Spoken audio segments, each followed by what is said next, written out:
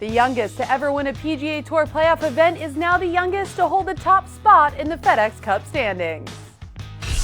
Settle in as we rewind the week with the latest edition of Monday Backspin from PGATour.com. Welcome to a special Monday Backspin because our tournament did finish on Monday this week at TPC Boston, where it played host to the Deutsche Bank Championship, the second leg in the race for the FedEx Cup.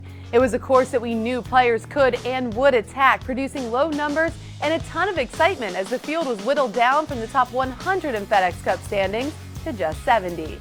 We saw records broken, the youngest winner ever of the FedEx Cup playoffs be crowned, and maybe the best top 5 leaderboard we've seen all season. But what else would you expect?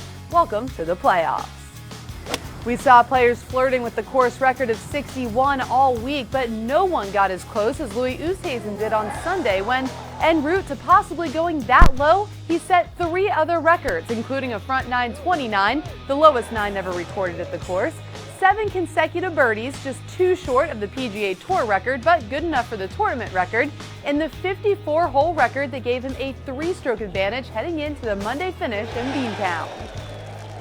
The 2010 Open Championship winner missed tying the course record by 2, but he was more concerned about the guy in second that has a knack for not letting down in the final round. 2-time champion this season, Rory McIlroy was in the final pairing both days, the Deutsche Bank Championship, and played consistently impressive golf all 4 days, which was reflected in his winning score at 20 under par. McIlroy was on fire with the flat stick this week, ranking first in putts per round and putts per green in regulation, while gaining over 1.5 strokes on the field in strokes gained putting. With this win, the Northern Irishman at the age of 23 becomes the youngest to win a FedEx Cup playoff event and the youngest to take over the FedEx Cup standings. Remember, the 2-time major champion rejoined the PGA Tour because he wanted to be a part of the playoffs, and he's now taking full advantage of that opportunity. The top 5 of the leaderboard was incredible, with McIlroy and Oosthuizen battling it out all weekend, and right behind them was Tiger Woods and Dustin Johnson, also putting on quite the show.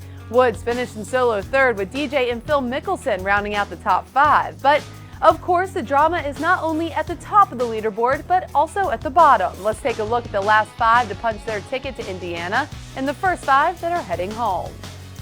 Chris Kirk, Ben Crane, Charles Schwartzel, Charlie Hoffman, and Dickie Pride are the final 5 to compete at Crooked Stick next week. And for Hoffman, it came down to an 11-foot putt. If he made it, he was in. If he missed it, rookie Jonas Blixt was in. Well, as you can see, Hoffman was clutch and Blixt was sent packing in the heartbreaker 71st spot, with John Merrick, Josh Teeter, John Rollins, and Scott Stallings rounding out those that got close but couldn't quite close. And quickly, here are your top 5 in the standings. Remember, only those in the top 5 come the Tour Championship will control their own destiny to claim the Cup.